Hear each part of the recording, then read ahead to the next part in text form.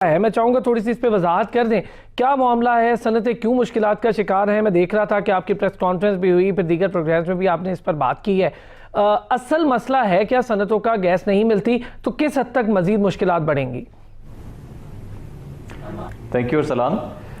देखिए अरसलान, जिस तरह से आपने जिक्र किया कि मुख्तलिफ मसाइल का शिकार है इस वक्त हमारी इंडस्ट्री, इसके अंदर एक बहुत बड़ा जो हमारा मसला चल रहा है आजकल, जिसके हवाले से आप वाकिफ़ भी हैं, वो हमारा गैस की बंदिश का सिलसिला है। गैस जो है वो आपको पता है कि बहुत सारे इंडस्ट्रीज़ के लिए, बहुत सारे प्रोसेसेस के लिए एक बुनियादी रिक्वायरमेंट होती है। और हमारा एक एग्रीमेंट हुआ होता है इंडस्ट्रीज़ का कि बहुत सारी इंडस्ट्रीज़ जो थी वो अपनी पावर प्रोडक्शन के लिए गैस को इस्तेमाल कर रही थी, जिसको इन्होंने तो नाम दिया कैप्टिव पावर का, लेकिन ओगरा ने खुद नोटिफाई किया कि ये कैप्टिव पावर की कैटेगरी में नहीं आती। अगर वो गैस से बिजली प्रोड्यूस करके अपने इंडस्ट्रियल यूज़ में इस्तेमाल कर रही हैं तो वो कैप्टिव पावर नहीं बल्कि वो इंडस्ट्रियल यूज़ में आती है। इसमें इनके पास हुआ ये कि आपकी दफ़ा जिस तरह हर सीज़न में हम फोर्सी करते हैं कि गैस की शॉर्टेज होती है, गैस की डिमांड बढ़ती है बेसिकली मुल्क के अंदर, मुल्क के ठंडे इलाकों में ख़ासतौर पे एक डिमांड बढ़ जाती है, तो गैस की एक शॉर्टेज पैदा होना शुरू हो जाती है। यकीनन हमारे अपने नेचुरल रिसोर्सेज डिप्लीट हो रहे हैं तो हमें गैस को इम्पोर्ट करना पड़ता है। और LNG इम्पोर्ट का सिलसिला एक हमारा शुरू हुआ जब से कि LNG टर्मिनल्स बने और हमारे एग्रीमेंट्स हुए मुख्तलिफ कंट्रीज़ के साथ, तो उसमें LNG इम्पोर्ट का एक सिलसिला शुरू हुआ। इसमें एक हमारा एग्रीमेंट हुआ है गवर्नमेंट ऑफ पाकिस्तान का, जो कि एक लॉन्ग टर्म एग्रीमेंट है LNG की इंपोर्ट का। और जो हमारी ख़ास ज़रूरत है या जो हमारी पर्टिकुलर सीज़न की ज़रूरत है उसके लिए हमें कुछ एक्स्ट्रा बाइंग करनी की ज़रूरत थी। इस पर्पज़ के लिए उन्होंने एक एक्सपोर्टर्स, जो एक्सपोर्टिंग इंडस्ट्री है जिसको ज़ीरो रेटेड इंडस्ट्री भी कहा जाता है, उससे गवर्नमेंट ने रिक्वेस्ट की कि आपका जो रेट है वो 786 रुपये पर MMBTU है, आप इसको बढ़ा के 5 महीने के लिए, सीज़न के लिए आप इसको 930 रुपये कर लें। इंडस्ट्री के लिए ये एक बड़ा डिफ़िकल्ट चीज़ थी इसको डाइजेस्ट करना, इतनी बड़ी कॉस्ट के डिफरेंस को डाइजेस्ट करना। लेकिन इंडस्ट्री ने सिर्फ इसलिए कि ताकि एक इंडस्ट्री का पहिया चलता रहे और इकोनॉमी का पहिया चलता रहे, इस कॉस्ट को इस शर्त के ऊपर एक्सेप्ट कर लिया कि ये कॉस्ट इंक्रीज़ करने के बाद इंडस्ट्री को गैस की एक कंटिन्यूस फराहमी जारी रहेगी और कंटिन्यूसली एक अनइंटरप्टेड सप्लाई इंडस्ट्री को मिलती रहेगी गैस की। बदकिस्मती से हुआ ये कि रेट तो इंक्रीज़ हो गया, 1 अक्टूबर से वो नया रेट लागू हो गया था, लेकिन उसके बावजूद जो एक गैस की सप्लाई होनी थी वो गैस की सप्लाई नहीं हो सकी। उसकी वजह ये थी कि जो हुकूमत ने एक स्पॉट बाइंग करनी थी या जो एक टाइमली अरेंजमेंट्स करने थे वो टाइमली अरेंजमेंट्स नहीं किए और अनफॉर्चुनेटली वो गैस की एक किल्लत आ गई। हमारे पास जो LNG इंपोर्ट टर्मिनल्स हैं उसके अंदर कैपेसिटी मौजूद है, जो उसकी सप्लाई लाइन है जिससे टर्मिनल से गैस सिस्टम में आती है, वहाँ पे उसके अंदर कैपेसिटी मौजूद है, लेकिन गैस क्योंकि ऑर्डर ही नहीं की गई तो इसलिए अनफॉर्चुनेटली एक ये इस वक्त मुल्क में गैस का बहरान पैदा हुआ। आप समझ सकते हैं कि अगर इंडस्ट्री को एक बेसिक रॉ मटेरियल जो कि गैस है वो अगर उसकी सप्लाई रुक जाएगी, उनकी पावर प्रोडक्शन रुक जाएगी तो वो किस कदर क्राइसिस का शिकार हो जाएंगे। इस वक्त बेतहाशा इंडस्ट्री आपकी ऐसी है जो इस वजह से बंद पड़ी हुई है। वो इंडस्ट्रीज जिनके पास ऑल्टरनेट फ्यूल का अरेंजमेंट नहीं था वो इस वक्त वो तो शटडाउन के ऊपर जा चुके हैं, जिनके पास था ज़ाहिर है उनकी कॉस्ट की फिजिबिलिटी नहीं है कि वो किस तरीके से ऑपरेट करें। तो इसके अंदर बेतहाशा इंडस्ट्रीज़ ऐसी भी आ जाती हैं जो कि हमारे एक्सपोर्टर्स को सप्लाई कर रही हैं। एक्सपोर्टर्स के जो रॉ मटेरियल्स हैं या मुख्तलिफ चीज़ें हैं, मिसाल के तौर पर अगर कोई टेक्सटाइल इंडस्ट्री है तो उसके अंदर उसकी जिप की भी रिक्वायरमेंट होती है, उसके अंदर बटन्स की भी रिक्वायरमेंट होती है, उसके अंदर पैकेजिंग मटेरियल की भी रिक्वायरमेंट होती है, तो वो डायरेक्ट एक्सपोर्ट इंडस्ट्री में नहीं आती है लेकिन वो एक्सपोर्टर्स को सप्लाई कर रही होती हैं। तो वो इंडस्ट्रीज़ भी इस वक्त बंदिश पर जा चुकी हैं। इसके अलावा इसमें फार्मास्यूटिकल इंडस्ट्रीज़ हैं, इसके अंदर फूड प्रोसेसिंग इंडस्ट्रीज़ हैं और अब तो यह है कि अब तो जो एक्सपोर्टिंग इंडस्ट्रीज़ हैं, एक्सपोर्टिंग इंडस्ट्रीज़ की भी गैस बंद कर दी गई है। तो जो कैप्टिव या जो अपने पावर प्रोडक्शन के लिए जो गैस यूज़ कर रही थी वो एक्सपोर्टर्स भी अब यूज़ नहीं कर पा रहे। तो यानी आपका एक रेट भी इंक्रीज़ कर दिया गया, आप हायर रेट पे गैस भी परचेज़ कर रहे हैं और आपको गैस भी नहीं मिल रही। अच्छा सलीम साहब, एक छोटी सी चीज़ है, मैं अपने नाज़रीन के साथ ज़रा शेयर भी कर दूं, फिर वापस आता हूं तो इस पर मज़ीद भी बात करते हैं। आपने बड़ी इंपॉर्टेंट बात की है कि जो एक्सपोर्ट इंडस्ट्री है उसके लिए भी गैस बंदिश हो रही है। हम अपनी एक्सपोर्ट्स की बेहतरी पर इतनी तवज्जो दे रहे हैं, वज़ीर-ए-आज़म इस पर इतनी ज़्यादा बात कर रहे हैं। फ़हीम साहब, सर अभी थोड़ी देर पहले ही मैं कह रहा था कि पेट्रोल की कीमत बढ़ने जा रही है, लेकिन खबर आ गई है बढ़ गई है। हुकूमत की मेहरबानी है कि उसने 11 रुपये या 15 रुपये नहीं बढ़ाई, 3.5 रुपये बढ़ा दी। और ये 3.5 का मतलब वही होता है कि 4 रुपये कीमत बढ़ गई, चूँकि वो जितने भी पैसे बाकी बचते हैं वो वापस तो आते नहीं हैं। आपकी बात सही है, मुश्किल होता है आवाम के लिए, इंडस्ट्री के लिए, बिज़नेस के लिए और हुकूमत के लिए भी। किसी भी हाल में हुकूमत को कोई फ़ायदा, कोई खुशी नहीं होगी तेल की कीमत बढ़ाने में या किसी भी कीमत बढ़ाने में, क्योंकि उसमें बहुत नेगेटिव इम्पैक्ट आ सकता है और जो आता भी है। अगर तेल की कीमत इस वक्त अगर बढ़ाई गई है तो मेरे ख्याल है मार्केट का जो इस वक्त जो क्रूड ऑयल है वो भी $53 बैरल पे लगभग है। तो मतलब इतना महंगा नहीं है जितना हम पहले एक्सपीरियंस कर चुके हैं, लेकिन ये ज़रूर है कि जितना कम बढ़ाया जाए उतना बेहतर, और जितना कम रखें उतना इकॉनमी के लिए अच्छा है। पहले भी हमने कई दफ़ा ये चीज़ डिस्कस की है कि जो हुकूमत की जो टैक्सेशन है, हुकूमत के जो ख़र्चे हैं, वो भी इसमें लिंक्ड होते हैं, क्योंकि हमारे मुल्क में टैक्सेशन का जो स्ट्रक्चर है वो भी उस तरह से नहीं है जिस तरह होना चाहिए। तो इसीलिए हुकूमत जो है इनडायरेक्ट टैक्सेशन से बहुत सारी अपनी आमदन का ख्याल रखती है। कोविड के साथ जो कुछ खर्चे हुए हैं वो सारे अवाम को और मुल्क को ही बेयर करने पड़ेंगे, और भरने हमें ही पड़ेंगे। कि अगर कीमत अगर कम होती तो बेहतर होता, लेकिन जो कीमत बढ़ी है वो बढ़ाई गई है, और जो ओगरा ने कहा था वो इससे ज़्यादा था।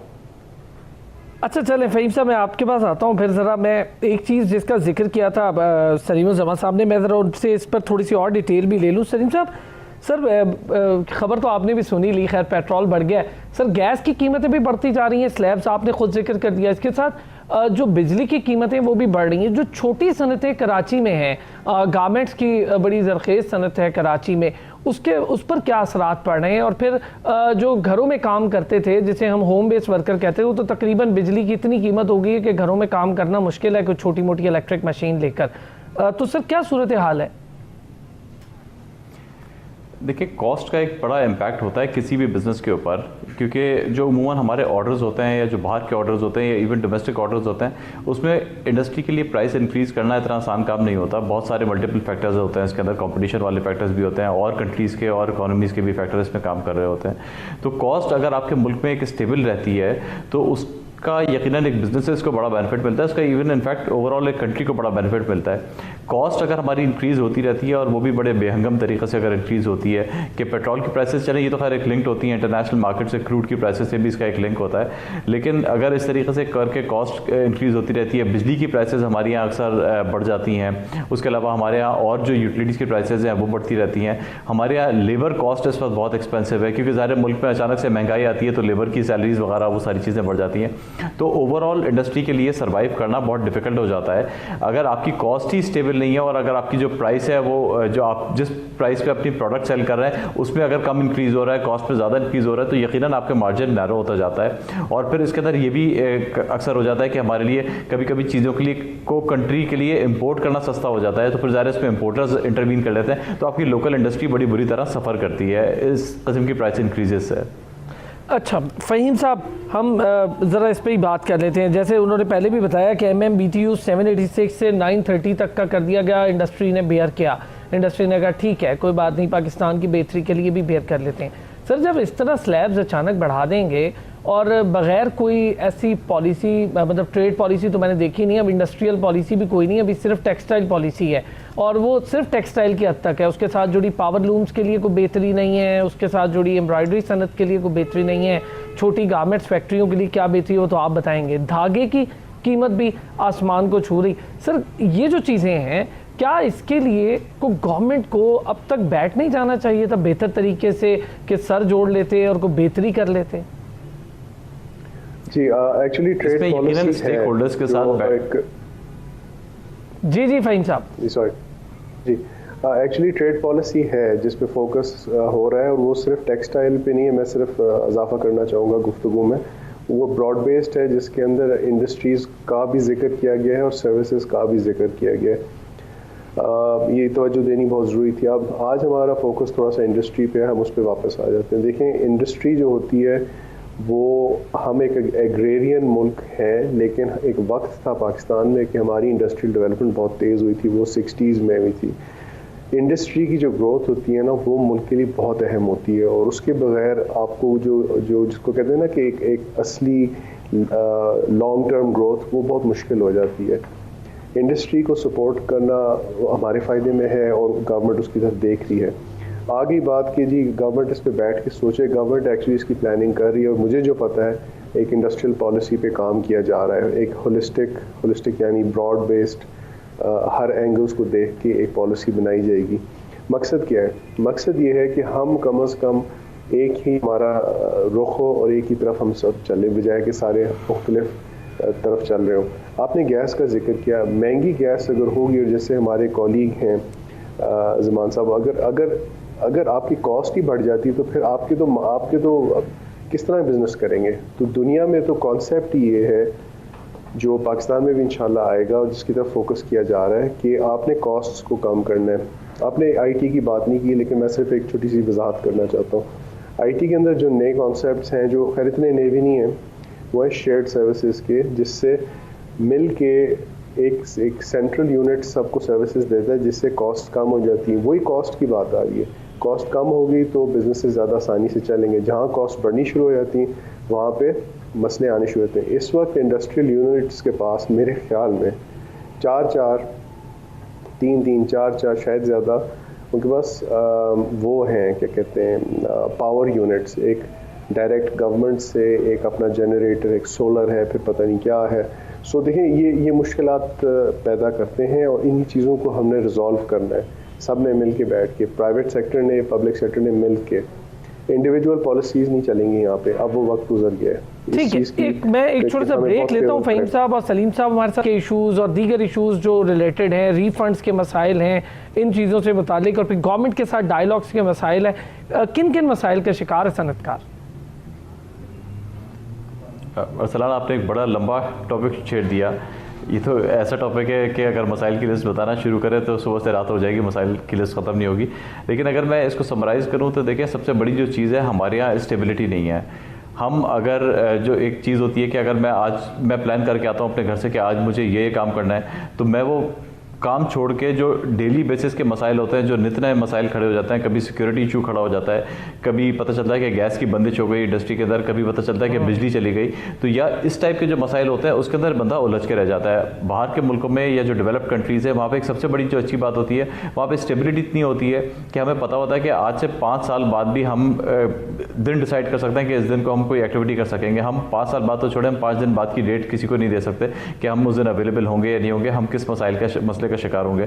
तो हमारे जो सबसे एक बुनियादी चीज़ है, मैं समझता हूँ कि गवर्नमेंट को और जो इंडस्ट्री है उसको और तमाम लोगों को एक पेज पे आना पड़ेगा और हमें ये डिसाइड करना पड़ेगा कि हमें अपने आप को एक इंडस्ट्रियल इकोनॉमी के तौर पे उभारना है। जो एक ट्रस्ट डेफिसिट है गवर्नमेंट का और इंडस्ट्रियलिस्ट का, आपस में उसको ब्रिजअप करना पड़ेगा।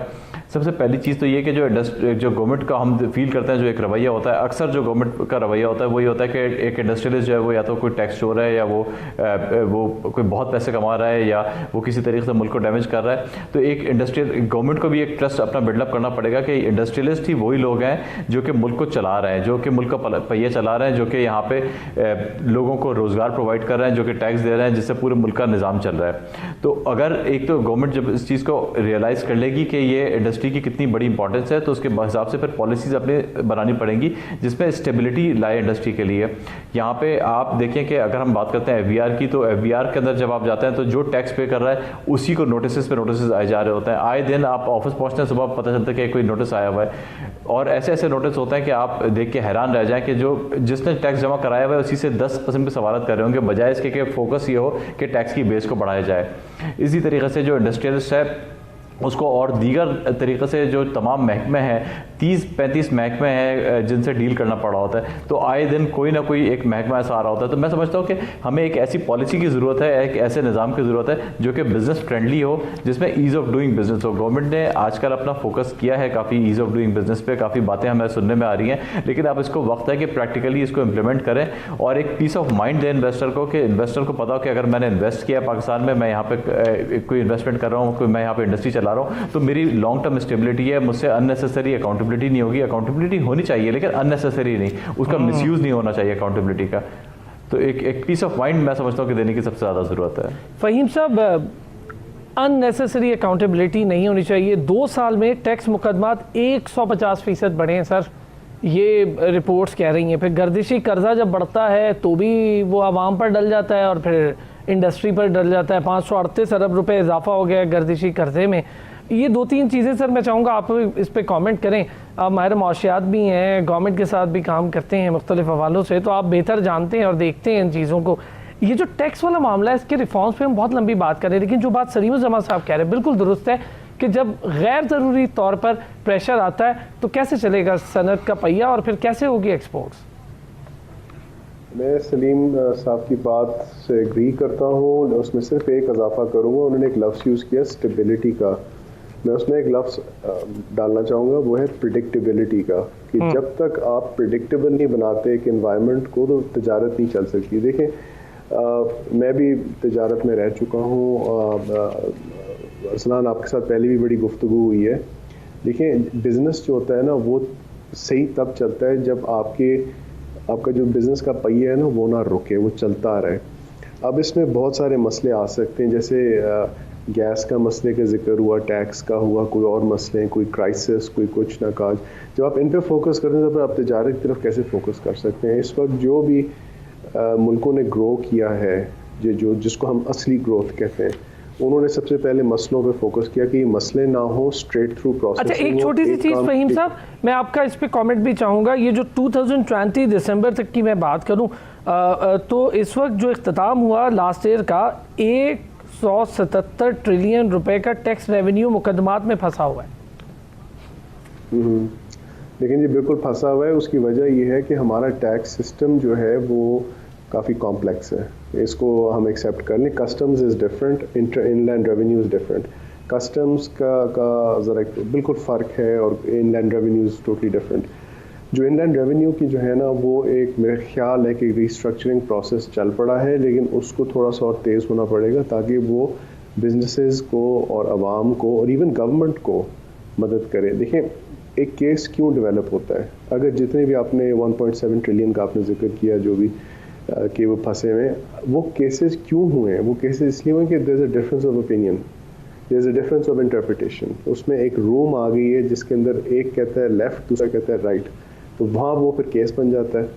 बुनियादी बात यह है कि जिस निज़ाम के अंदर आपको एक काम एक दफ़ा करना पड़े बजाय कि एक काम 36 दफ़ा या 48 दफ़ा करना पड़े, तो वो फ़र्क है। ये चीज़ें लेट्स बी फेयर कि गवर्नमेंट को इस बात का एहसास है और उस निज़ाम को ठीक करने में लगे हुए हैं। जहाँ प्रिडिक्टेबिलिटी आनी शुरू हो जाती है एक सिस्टम में, जहाँ एक स्टेबिलिटी आनी शुरू हो जाती है सिस्टम में, उसकी वजह से आपकी इकॉनमी बेहतर होनी शुरू हो जाती है। क्यों? क्योंकि आपको पता है मैंने कल क्या करना है। अगर एक नोटिस आता है भी है तो उसको मैंने इस तरीके से हैंडल करना है। एज वी स्पीक, FPR के अंदर जो मिसाल के तौर पे IRS में जो उन्होंने कोशिश की है इम्प्रूवमेंट्स लाने की, हमें वो भी माननी चाहिए कि दे आर ट्राइंग। कस्टम्स ने जो नए नए प्रोडक्ट्स बनाए हैं, जैसे हम इंडस्ट्री की आज बात कर रहे हैं कि वन विंडो ऑपरेशन शुरू हो रहा है, वीबॉक को आप देखें, वो उन्होंने ये बनाए हुए प्रोडक्ट्स, तो इनको लॉन्च करने की या लॉन्च करने वाले हैं या लॉन्च कर चुके हैं। कहने का मतलब ये कि कोशिश है कि चीज़ों को ठीक की जाए। हाँ, ये ज़रूर है कि इसको स्पीड अप करना बहुत ज़रूरी है। प्रॉब्लम आइडेंटिफिकेशन जो होती है ना, एक मसले की निशानदेही करना, वो मैं हमेशा कहता हूँ कि आप प्राइवेट सेक्टर से बात करें, प्राइवेट सेक्टर से पूछें कि यार आपको क्या चीज़, पेन पॉइंट्स आपके क्या हैं और आपका क्या ख्याल है कि सोल्यूशन क्या होनी चाहिए। और हकीकत यह है कि सारे सोल्यूशंस उनके सही नहीं होते, ना सारे सोल्यूशंस हुकूमत के सही होते हैं। आपको बैलेंस लाना होता है दोनों चीज़ों में। प्राइवेट सेक्टर का फ़ायदा होता है क्योंकि प्राइवेट सेक्टर ने उसी सिस्टम को बार बार उससे एक्सपोज होना होता है, तो उनको बेहतर पता होता है कि इसका एंगल क्या है। अब जैसे जिन लोगों को, जो लोग बिज़नेस में हैं, उनको सिस्टम की एक्चुअली ज़्यादा अच्छी समझ होती है कि क्या है क्या नहीं है। जिस दिन इंशाअल्लाह टैक्स का सिस्टम हमारा और सिंप्लीफाई हो जाएगा, और उस पर काम हो रहा है इस वक्त एज वी स्पीक। मसला ये है कि जब आपके मेरे ख्याल है 280 पेजेस का एक ऑर्डिनेंस है और 2000 पेजेस के एनेक्स्चर्स हों, तो फिर मसले तो आते हैं, कॉन्ट्रडिक्शंस आ जाती हैं। ये बात दुरुस्त है। सलीम साहब, सर जो टैक्सेशन का निज़ाम है उसको सहल करना कितना ज़रूरी है, और सहल करने के बाद जो इंडस्ट्री की तरफ तवज्जो देना है, ये बड़ा इंपॉर्टेंट। मैं कराची की इसलिए भी बात करता हूँ, कराची बिज़नेस हब है। कराची, सियालकोट के बाद बड़ी इंडस्ट्री कराची है, फैसलाबाद है, और ये 3 शहर हैं जो मिल के इंडस्ट्री को बूस्ट दे रहे हैं। आप रिप्रेजेंट करते हैं कराची को। सर, जो जॉब्स क्रिएशन है वो कितनी मुश्किल हुई कोविड के बाद, और फिर जो ये मसाइल आपके सामने, गैस का मसला, टैक्सेशन का मसला, जॉब क्रिएशन कितना मुश्किल मरहला है प्राइवेट सेक्टर के लिए। अब गवर्नमेंट तो दे नहीं रही, प्राइवेट सेक्टर में ही देखना होगा लोगों को। जी देखिए अरसलान, आपने बिल्कुल सही बात की कि जॉब क्रिएशन भी एक बड़ा चैलेंज होता है। बल्कि मैं समझता हूँ कि कोविड की अगर हम बात करें तो कोविड के दौरान जॉब रिटेंशन एक बहुत बड़ा चैलेंज था। जब इंडस्ट्री आपकी बंद हो गई थी, कई महीने इंडस्ट्री बंद रही थी, और इंडस्ट्री उसके बाद फिर चालू हुई है, तो चालू होने के बाद भी आपने देखा कि वो फुल स्विंग में आते आते उसको टाइम लगा। तो मैं समझता हूँ कि दुनिया भर में जिस तरह से अनएम्प्लॉयमेंट हुई, उसके मुकाबले में पाकिस्तान में अल्लाह का बड़ा करम है कि पाकिस्तान में उस तरह से अनएम्प्लॉयमेंट नहीं हुई। उसकी एक बहुत बड़ी वजह मैं आपको, बल्कि दो वजूहत है जो मैं आपको बताना चाहूँगा। पहली चीज़ ये कि हमारे यहाँ इंडस्ट्रियलिस्ट ने, मैं कहता हूँ कि hats off to the industrialist, जिन्होंने एक बहुत बड़ा काम ये किया कि उन्होंने अपनी अनएम्प्लॉयमेंट नहीं होने दी, उन्होंने किसी भी तरीके से करके अपने एम्प्लॉयज़ को रिटेन किया। और इसके अंदर एक थोड़ा सा क्रेडिट हमें देना चाहिए गवर्नमेंट को भी, कि जो गवर्नमेंट का अच्छा एक इकदाम था कि उन्होंने 3% के ऊपर एक कर्जे निकाले, तो वो 3% जो एक रेट था उसके ऊपर आसान था कंपैरेटिवली लोन लेना। लोगों ने कर्जे लेके अपने एम्प्लॉयज़ को सैलरीज दी और एम्प्लॉयज़ को रिटेन किया। तो मैं समझता हूँ कि जॉब मजीद आप जॉब क्रिएशन की बात करते हैं, अब जैसे कोरंगी स्टील एरिया है, ऑलरेडी ये 15 लाख लोगों को यहाँ पे एस्टिमेटेड एम्प्लॉयमेंट मिलती है। यहाँ पे मुख्तलिफ मुल्कों से, मतलब मुल्क के मुख्तलिफ हिस्सों से यहाँ पे लोग आते हैं, यहाँ पे एम्प्लॉयमेंट करते हैं। अगर आपको मजीद एम्प्लॉयमेंट क्रिएट करनी है, इसकी बहुत सारी अपॉर्चुनिटीज़ यहाँ पे मौजूद हैं। थोड़ा सा आप सिस्टम को आसान कर दें, आप यहाँ पे आसानियाँ पैदा करें इंडस्ट्रियलिस्ट के लिए, सस्ती ज़मीन प्रोवाइड करें। कराची की अगर हम बात करें, कराची के अंदर आपको पता है कि ज़मीन अब इतनी महंगी हो गई है कि यहाँ पे अगर हम कोरंगी इंडस्ट्रियल एरिया की बात करें, कम से कम 25 करोड़ रुपए एकड़ से स्टार्टिंग रेट है। तो अगर आप इतनी बड़ी बड़ी इन्वेस्टमेंट आप इंडस्ट्रियल एरिया के अंदर खाली ज़मीन लेने पे कर देंगे, तो आप इंडस्ट्री कहाँ से लगाएंगे?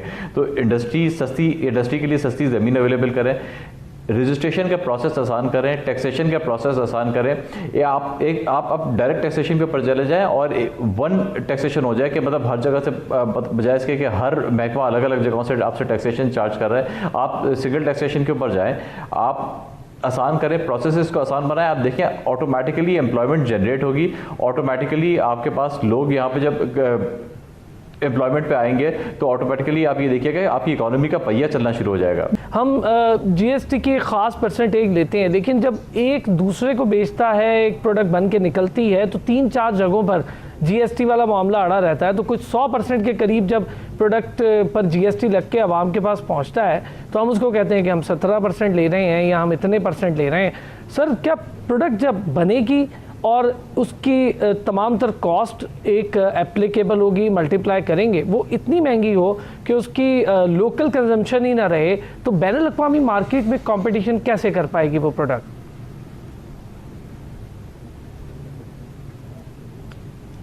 जी देखिए, बात यह है कि मैं समझता हूँ कि जो हमारे यहाँ टैक्सेशन का निज़ाम है, टैक्सेशन का निज़ाम को अपग्रेड करने की ज़रूरत है।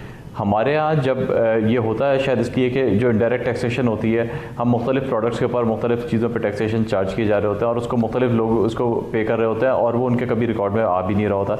इसी तरह से आप देख लें कि मोबाइल के अंदर होता है कि मोबाइल के बहुत सारे लोग कार्ड ले रहे होते हैं, उसके ऊपर भी टैक्स पे कर रहे होते हैं। अगर हम सबको एक दफ़ा, मैं समझता हूँ, सिस्टम में लेके आ जाएँ, सिस्टम में सब लोग आ जाएँ, और उसके लिए सबसे बड़ा काम ये करना होगा कि टैक्सेशन के सिलसिले को, टैक्सेशन के सिस्टम को आसान बनाना होगा। आप आसान बना दें, चीज़ों को सिंप्लीफाई करें, ताकि मैक्सिमम लोग आपके टैक्स नेट के अंदर आ जाएं। उनको फिर ये भी समझ में आएगा कि अगर वो टैक्स किसी चीज़ पे कर रहे हैं तो उनको उसको बेनिफिट मिलेगा। तो ऑटोमेटिकली वो टैक्स पे, नेट पे लोग आपके ज़्यादा आएंगे, टैक्स बेस बढ़ेगी, आपका टैक्स का रेवेन्यू अल्टीमेटली गवर्नमेंट का बढ़ेगा। बजाय इसके कि हम इस तरीके से करके मल्टीपल टैक्सेशन कर रहे होते हैं, एक ही प्रोडक्ट पर बार बार टैक्सेशन कर रहे होते हैं, तो इससे ultimately we end up making a loss to the government as well. उसकी वजह है कि जो आपका गवर्नमेंट का रेवेन्यू है वो ज़्यादा बढ़ेगा अगर ज़्यादा लोग टैक्स के अंदर होंगे। फ़हीम साहब, सर प्रोडक्ट फिर जो कॉस्ट इफेक्टिवनेस ना रहे, तो प्रोडक्ट जो है इंटरनेशनली और फिर नेशनली भी लोकल कंजम्पशन के लिए भी कॉम्पिटिटिव नहीं रहती। ज़ाहिरी बात है। देखिए, जो टैक्स अगर हुकूमत की रेवेन्यू है, ठीक है, चलें, लेकिन हम ज़रा एक लम्हे के लिए ज़रा दूसरों के पर्सपेक्टिव से देख लें। टैक्स क्या कॉस्ट है ना, कॉस्ट जब बढ़ेगी तो आपकी मार्जिन श्रिंक होंगे, आपकी कॉम्पिटिटिवनेस कम हो जाती है, आपकी पेनिट्रेशन कम हो जाती है, आपकी वेलोसिटी कम हो जाती है। इंडिया में इस वक्त जीएसटी 18% पर है। कोई वजह है कि इंडिया में मसले हैं? और अरसलान में आपके प्रोग्राम पे कितनी दफ़ा आके इंडिया की हकीकत बता चुका हूँ कि उनकी इकॉनमी कहाँ खड़ी हुई है, और वो सारी बातें अगर सच नहीं निकली तो मुझे कोई बताए। सो द पॉइंट इज़ कि जब जीएसटी होता है, उसको देखिए, जो भी टैक्सेशन सिस्टम होता है वो ना सिर्फ सिंपल होना चाहिए, वो असल में कम होना चाहिए, लेकिन ब्रॉड बेस्ड होना चाहिए। ठीक, उससे होता है कि हुकूमत को रेवेन्यू आती रहेगी और जो बिज़नेस है वो महसूस नहीं करते। अब मिसाल के तौर पे मैं आपको एक आइडिया देता हूँ जिस पे सच्ची बात बताऊँ लोग काम कर रहे हैं। अगर इस सारे सिस्टम को अगर आप एक सेकंड के लिए उल्टा दें, तो इसका क्या मतलब कि बजाय कि एक पार्टी 48 जगहों पे बिलफर्ज एक्टिव है, वो उसको एक ही दफ़ा टैक्स दे और वो 48 दफ़ा ब्रेकअप हो सिस्टम के अंदर, बिल्कुल ठीक। इसमें ज़रा आसानी नहीं हो जाएगी बिजनेस के लिए कि भाई सबके लिए, मेरे लिए, आपके लिए, हर एक के लिए कि यार मैं हमें इस पर जरा सलीम साहब का भी कमेंट। सलीम साहब ठीक कह रहे हैं फ़हीम साहब, एक तो ये, और दूसरा ये बताइएगा सर, कोविड-19 के दिनों में इंडस्ट्री पर लोन का बोझ भी बड़ा पड़ा। जाहिर है कि इंडस्ट्री बंद थी, चल नहीं रही थी, जिसका आप रिटेन वाली बात कर रहे थे, तो क्या गवर्नमेंट ने उसके लिए भी कोई आसानी की है? लोन्स वाले मामले को रीशेड्यूल किया गया? देखिए, इस पे जो बैंक्स हैं, बैंक्स ने एक हद तक इसमें कंसिडरेट हुए हैं लोन्स की रीशेड्यूलिंग के मामले के ऊपर, लेकिन जो लोन्स का एक इम्पैक्ट आया है वो इम्पैक्ट बड़ा सीरियस आया है इसके ऊपर। ख़ास तौर पे जो मैंने आपसे 3% वाली बात की, बहुत सारी इंडस्ट्रीज़ ने वो लोन अवेल किया था और लोन लेके अपने एम्प्लॉयज़ को रिटेन किया था। इसके अलावा जो आपको पता है कि जब इंडस्ट्री बंद हुई तो उसके अंदर, उस पीरियड के अंदर लोग नहीं पे कर पा रहे थे जो पुराने लोन लिए हुए थे इंडस्ट्री लगाने के लिए या इंडस्ट्री चलाने के लिए जो लोन्स लिए हुए थे, तो वो बैंक्स ने एक हद तक उसको रीशेड्यूलिंग की है। अच्छा सलीम साहब, जाहिर है कैब और प्लस वाला मामला हकीकत में उससे बिल्कुल बरक्स होता है जो गवर्नमेंट सेटल करती है शरह सूद। जी बिल्कुल। तो उससे ये जी जो जी कहिए। सॉरी, कुछ कह रहे हैं? नहीं, आप कहिए सर। जी देखिए, जो एक शरह सूद बताई जाती है तो यकीनन वो उस पर कैबोर वाला जो मामला होता है वो ऐड अप करके अल्टीमेटली वो उसका जो रेट होता है वो ऊपर चला जाता है और उसका भी यकीनन एक इम्पैक्ट तो आता है।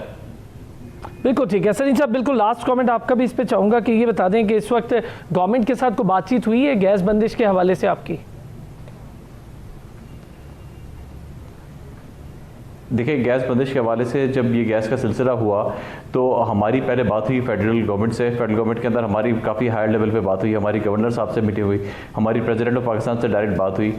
हमने उनसे जब रिक्वेस्ट की कि आप ऐसा ना करें क्योंकि इस वक्त इंडस्ट्री को चलने दें किसी भी तरीके से, तो उन्होंने हमसे पहले कहा कि आप हमें एक लिस्ट दे दें उन इंडस्ट्रीज़ की, वो इंडस्ट्रीज़ जिनके पास या तो इलेक्ट्रिक का कनेक्शन है ही नहीं या फिर उनके पास जो ऑल्टरनेट अरेंजमेंट है वो इतना नहीं है कि वो अपनी इंडस्ट्री को ऑल्टरनेट अरेंजमेंट पर चला सकें। हमने उनको वो लिस्ट प्रोवाइड कर दी थी, लेकिन अनफॉर्चुनेटली उसके ऊपर कोई एक्शन नहीं हुआ। अनफॉर्चुनेटली अब तक उस पर कुछ नहीं हो सका। बहुत बहुत